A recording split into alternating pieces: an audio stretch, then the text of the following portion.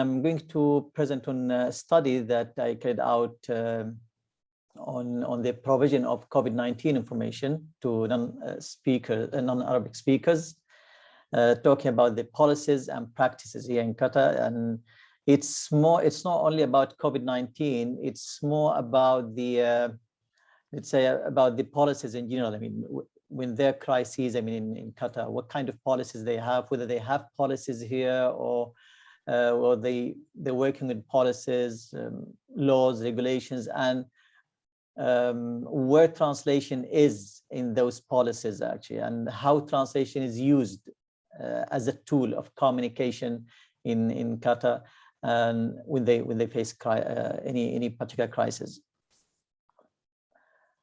So the study is about Qatar, as you can see the map here, and I don't know if it's clear enough. It's in the Arabian Peninsula, and it's near, I mean, Oman, Saudi Arabia, Kuwait, and the other countries of the Gulf area. And as I said, I mean, the study examines policies adopted by the government of Qatar for the communication of essential information during crises, especially COVID-19 pandemic, and how they communicate those, I mean, to residents who don't speak Arabic, which is the official language of Qatar. According to statistics by the International Organization for Migration, and this is the latest statistics we've got, migrants counted for 79% of Qatar's population. And there's a study that, being carried out by Ahmed and Hillman in 2020, they argued in that study that Qatar has a very unusual demographic composition. And they said the vast majority of them are semi-literate, blue-collar workers, and do not speak English as a lingua franca either. So they don't speak Arabic, they don't speak English. And the question now, what happens when there's a crisis in the country? How they communicate with them? Official documents are examined for the purpose of this study.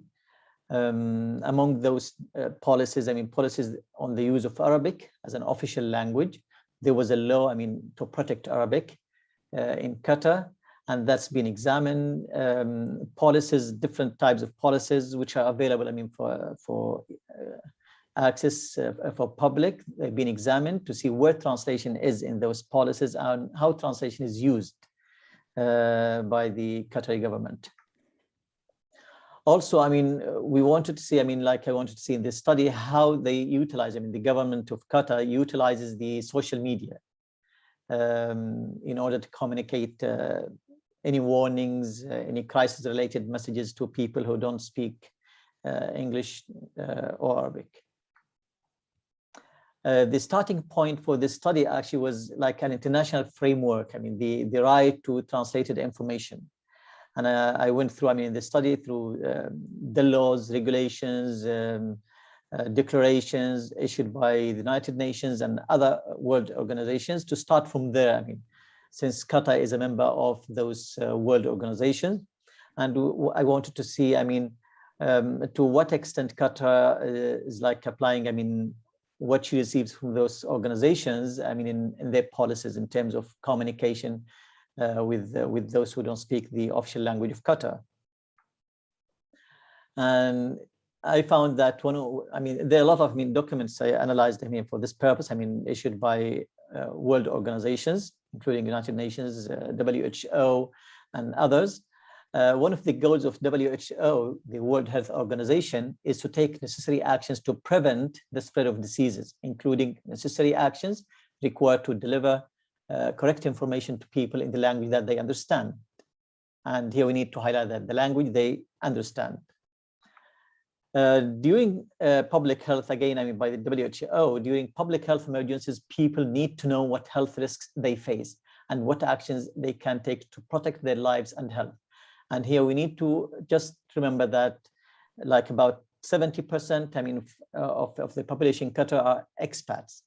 And a high percentage of those people, I mean, the expats don't speak Arabic, they don't speak English. And also a large proportion of those people are literate or like illiterate or semi-literate. So that makes it even worse, I mean, and makes it even more challenging task for the Qatari government to reach out to those vulnerable people. So a number of policies related to crisis management are analyzed to examine the use of translation, emergency management, and language policies in Qatar. And the documents originally issued in Arabic, those documents were closely examined to identify the following keywords. These are the keywords in Arabic, which literally mean translation, translator, language, communication, and any derivative words, any even related words, I mean, to that, like communication or interpreting and things like that. And these are the documents that we that I had access to, and I mean, put them into analysis. As you can see, I mean, in those documents, and there's in the third column here, you can see, I mean, that there are no reference. I mean, sometimes there are no reference. Like here, I mean, in this document, there's no reference to translation-related activities, but there's a reference to raising awareness. And we can see this also happens in other documents. They don't mention translation or any related word, but they emphasize the necessity to raise awareness among the public, awareness about the topic of that document, or about the crisis, about whatever, I mean, the document is about. But these documents are all related to crisis management. So that's, as you can see here, there's no reference to, only reference to raising awareness. Here, there's no reference at all to anything, any kind of translation or communication with the public. So you can see, I mean, that. So Article 2 of the law for the protection of the Arabic language, because they have law to protect Arabic and the use of Arabic. And Article 2 directs public and private bodies in Qatar to use Arabic during almost all of their events. The law lists a few situations where a foreign language can be used, but does not mandate the use of foreign languages for communication with vulnerable people in times of crisis. So there are a lot of exceptions in that law, and they are specific. I mean, that they can use foreign languages. But none of those situations, like mentioning or related to crises or at the time of crisis when it happens, which is a bit like also, I mean, striking. I mean, how they exempt many things, I mean, many events like meetings or things like that, but they don't mention crises. Findings of this study indicated that all emergency policies and regulations available for public access pay little attention to communicating crisis-related information to non-Arabic speakers. And however, officials frequently emphasize the importance of such policies and the government's willingness and awareness of the same. So there are a lot of talking here in officials. Yes, we need to emphasize that. We need to communicate with experts with their own languages. We need, but the policies, in the policy, there's nothing written about it. One of the officials that we got like statements from about this issue was like Secretary of the Supreme Committee for Crisis Management, has argued that translation could not be viewed as separate from the reforms that Qatar has undertaken regarding labor laws. And you can see here that they really have that emphasis that yes, they need to cater for non-Arabic speakers. But still, I mean, as I said, I mean, nothing there in their policies, nothing is written about how to communicate with the experts who don't speak the official language of Qatar. The same person, I mean, Al-Hashimi, has stressed that translation is an important tool for communication, and that Qatar is now in dire need of translation services, especially in view of the recent increase in expat population related to preparations for World Cup 2022.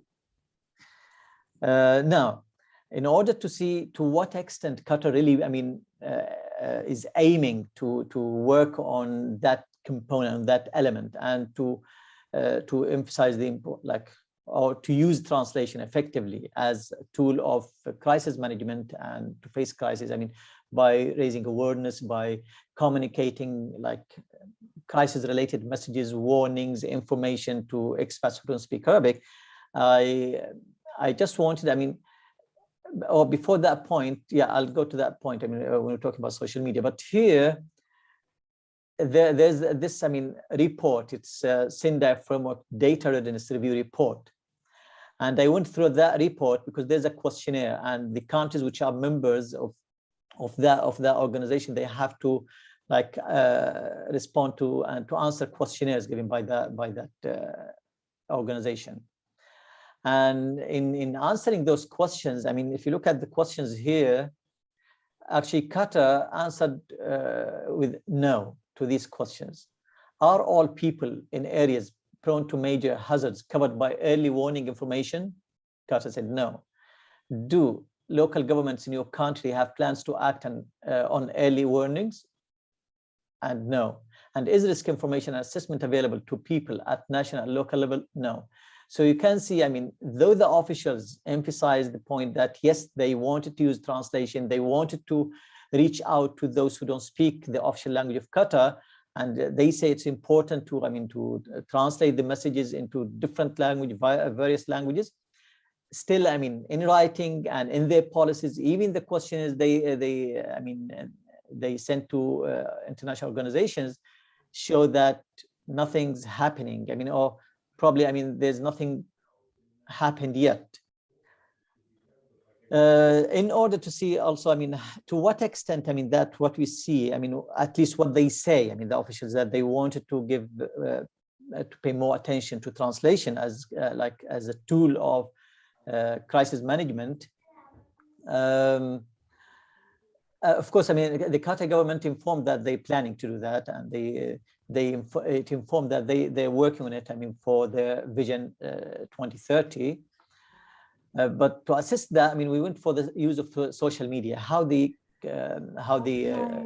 you watch something? Yeah. We want to see how the Qatari government actually use social media. Just wanted to see whether really, I mean, what those officials that they said that they will take care of translation, they will pay attention to translation, whether that's actually implemented in their use of social media, because we know, I mean, in COVID-19, social media being like a very effective tool in reaching out to populations and whatever the languages are. So here, this is like a chart showing, I mean, the distribution of foreign languages, excluding, of course, English and French, among total posts by the official bodies in Qatar. And you can see, I mean, those languages, because these are the languages of the majority of the population, of the expats. They mainly, I mean, like coming from the South Asia and those parts of that part of the world. And you can see, I mean, how little the Qatar government or those bodies, I mean, giving like, I mean, or the post they give, I mean, to those expats in their own languages: Hindi, Indonesian, Bengali, Nepali, Tamil, Sinhala, Urdu, Malayalam, Pashto, Tagalog.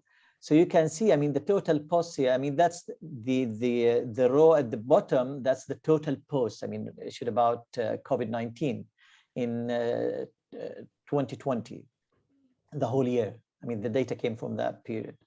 So like here, for example, only 3% of the posts by the Ministry of Public Health, only 3% of the posts, I mean, given in languages other than English, Arabic, and French. And again, here 0%, 13% by Ministry of Interior, the English website. Here 0.4, only 8% by that website, COVID-19 Qatar. So those are the percentages like of the non-English, Arabic, French languages. I mean, languages other than French, English, and Arabic. So that really, I mean, contradict in somehow with what the officials say, that they are paying attention to translation, and they wanted to translate, I mean, all the crisis-related messages in other languages, in foreign languages. So that's just the public interaction. I mean, here, I mean, we can see, but this is probably not. It needs, I mean, yeah. I mean, the interaction that they received, I mean, those bodies received from public and the media. We can see, I mean, that probably, I mean, this is because there are a lot, I mean, in this study, but I just wanted to focus on policies now. And I think, yeah, I hope that's it for me. I mean, if you have any questions.